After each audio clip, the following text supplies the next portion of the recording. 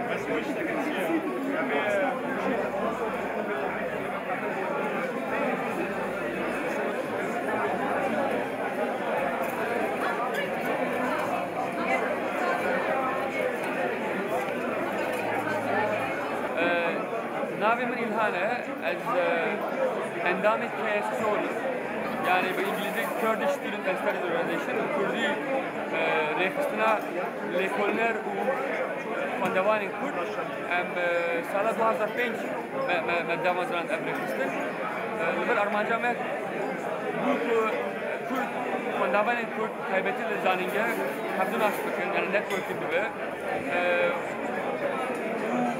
لسر Ekolojik kurdan ekolün dikin, yaptılar yan Kurd yani İngiliz farklı ki, afişer salın, kabat dikin hemen her lise hafta seminer ekleyen mesela ki dikin filman nişanlıdır, bu sedan hatta antikalar meclis behzaran kesin nükbaha menasır ya profesör yani mamusteyn zanenge eko master dikin, Kurdin جهمو پارچه کردستان جهمو باشی کردستان هردو ناسکنه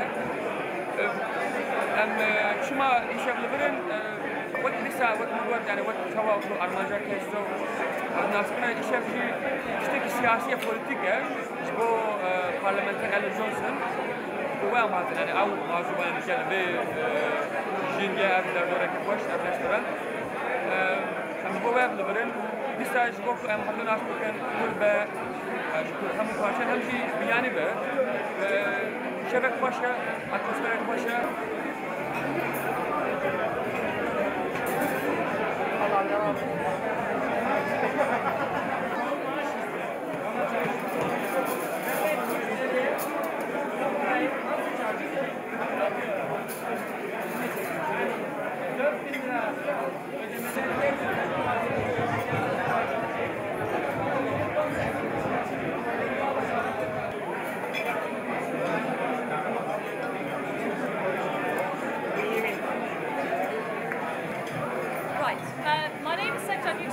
and I'm here with a few of my other colleagues, and we're from the Kurdish Professional Network, which we set about a few years ago in order to promote more professional attitudes within our community, which we felt was lacking.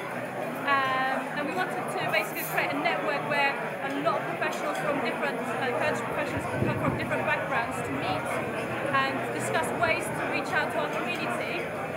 And this is one of the reasons we've attended this event, to meet people from other professional backgrounds, other organisations, and not just Kurdish people, but people as well who are from other backgrounds, in order to kind of voice our concerns. And basically we just sit in there, we're already talking to people and explaining to them what we are and what we're doing.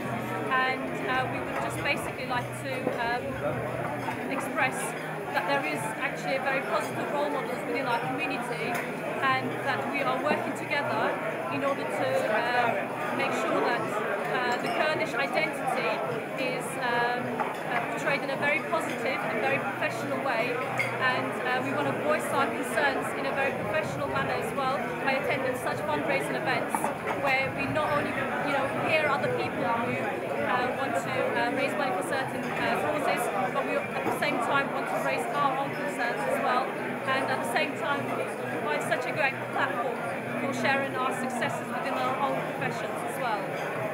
Hi, I'm Ferial Demirci. I'm a Labour councillor in Hackney, and tonight we're here to for a dinner to fundraise for Stephen Twigg, the MP, and Diane Johnson, to support them in their roles as an MP and to fundraise for them, really, and for the Labour Party.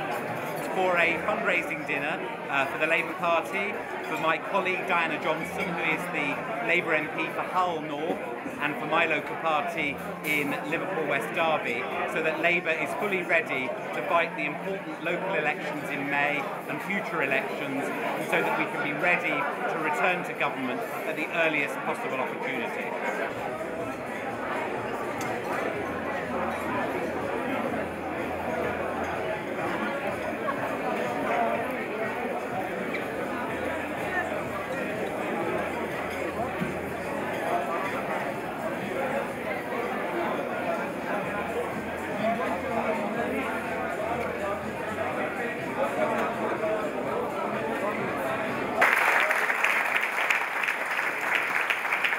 Can I give a particular mention to Ibrahim Doas, who is a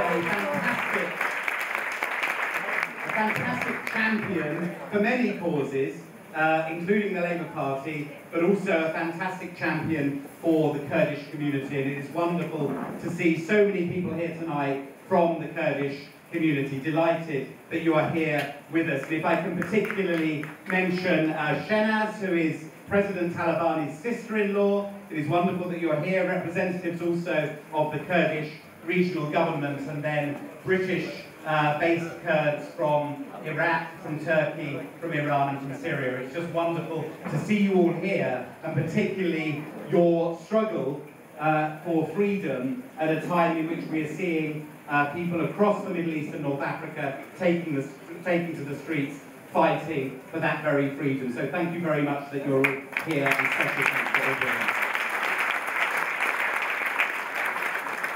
I'm delighted that there are a number of people here today from my constituency, from Liverpool West Derby, who've come down for this dinner and to spend time with us in Parliament earlier on today. Thank you very much, all of you, for being here. If I might single out just one of those members, one of our new youth officers from Liverpool West Derby, Anthony Lavelle, who is just 15 years old. Anthony, great that you're here, and I'm delighted that this time tomorrow night you will be launching the Liverpool West Derby Young Labour group with the record numbers of young people who've joined the party over this past year. And finally, to thank my own team who work with me both in Liverpool and here in London. If I can mention Nick and Adam, who are here, but a very, very special thank you to Jack Storey, who has organised tonight.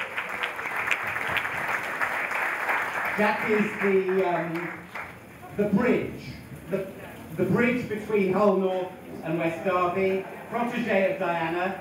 Jack contacted me 15, 16 months ago when I wasn't an MP and said, I'm doing this Hull University degree for 4 years, placement with an MP, and he took a risk that I'd get elected and said, could I come and work with you? And at that time, as well as studying in Hull, he was working for Diana. Jack has put so much time and effort into tonight. So let's give him another really big round of applause for Jack this evening. And also wonderful that so many parliamentary colleagues are here. I'm not going to list everyone who's here, but thank you to our fellow MPs who are here with us this evening. Enjoy the evening. I'm now going to introduce and pass over to my friend and colleague Diana Johnson, the Labour MP for Hull North. Diana.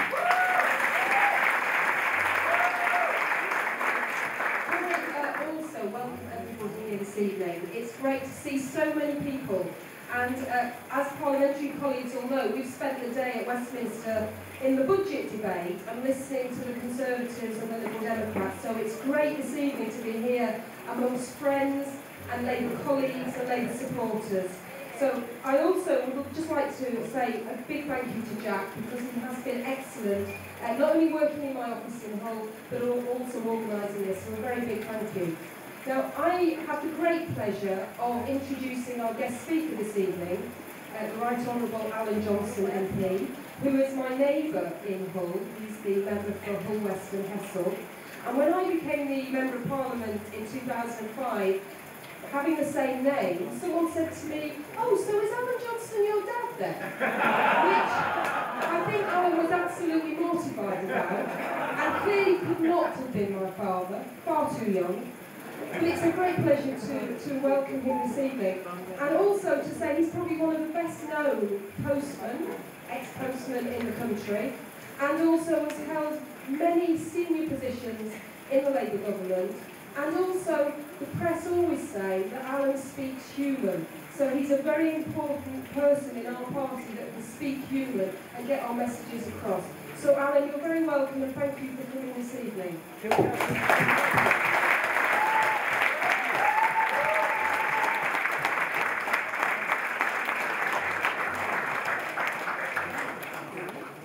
Thank you very much. I think they said I was your younger brother, actually. Well, it's wonderful to be here, this strange alliance between Liverpool and Hull with Stephen Twigg and his Twiglet for this evening, Diana. And it's great to see. I'd like to just echo the points that were made about the Turkish Kurdish community being here as well. It's a great privilege and a pleasure to be with you tonight, as I was with you at the marvellous do with Joan Ryan in North London, where you were instrumental in getting Joan elected twice and did so much to help her at the last general election as well. And it's great as well to see so many people from the parliamentary community here. It looks like the House of Commons dining room actually looking around. There's too many to mention, but it's a great audience and a great atmosphere here tonight. I was a postman, as Diana said. My colleagues all had their own routes into Parliament.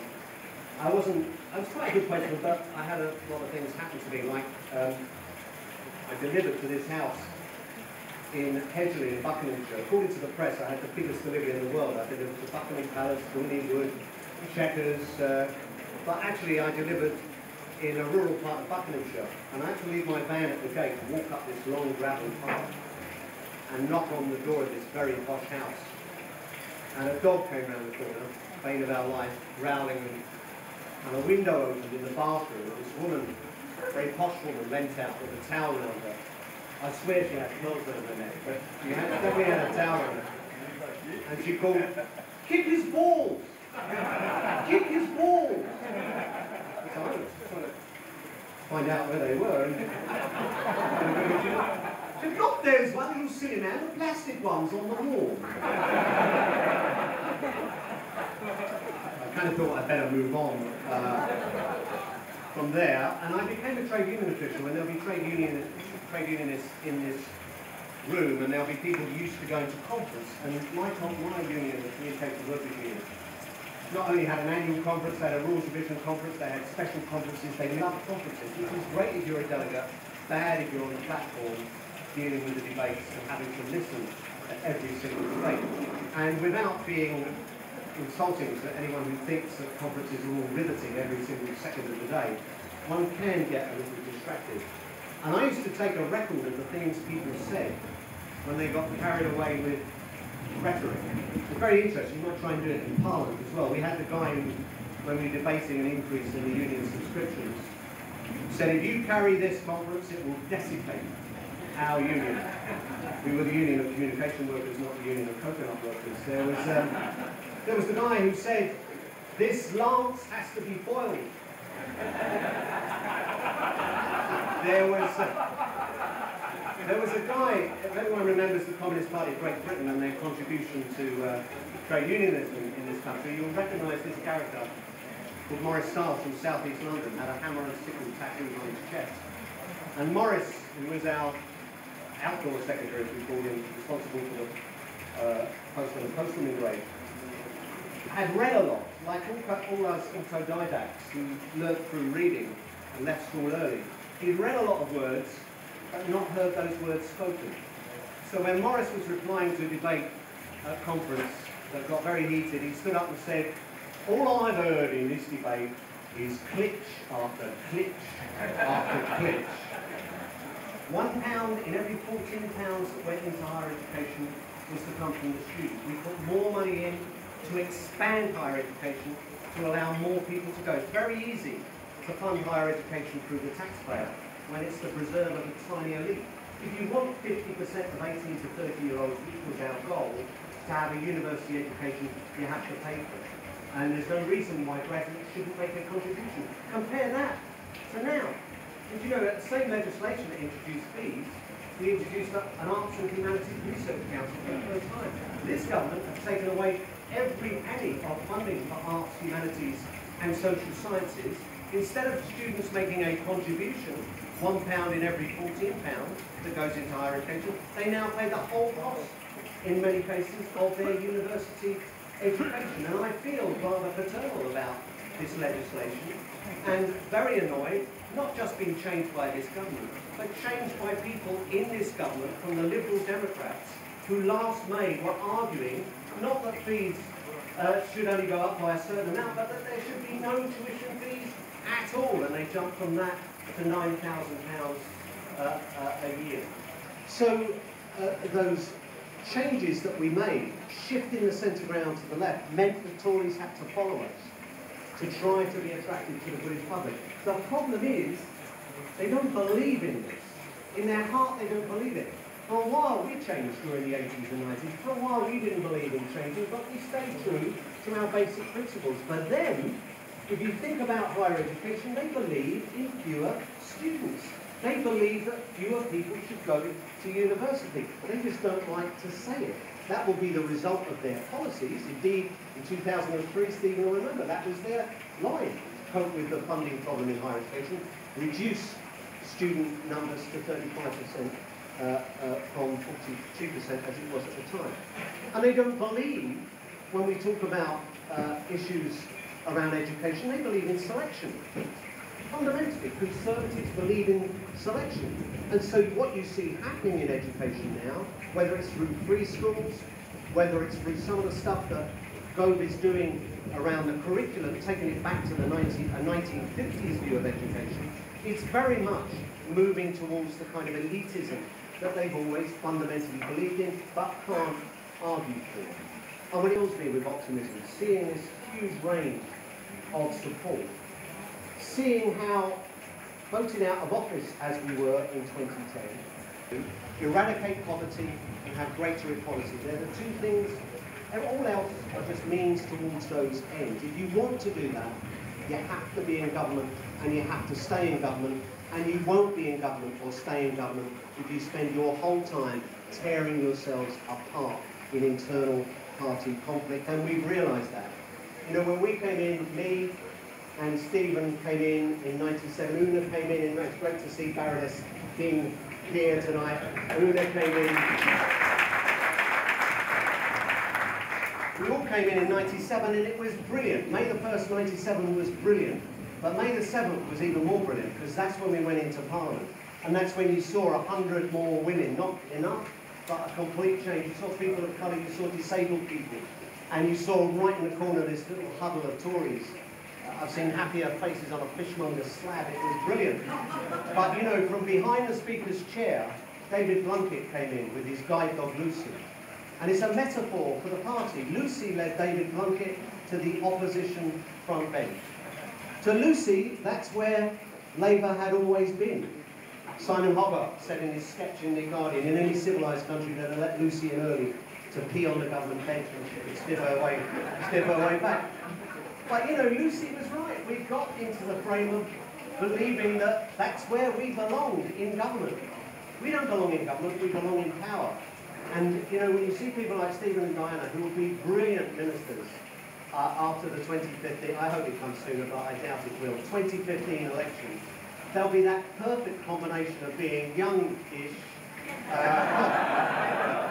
People said when I left the shadow cabinet, or the press said that I was leaving frontline politics. This is frontline politics, and I'm here engaging in frontline politics because it's such a privilege to be with so many people from so many diverse backgrounds, from so many occupations and so many parts of the country, all united behind a Labour Party fit to govern and ready to govern at the next general election. Thank you.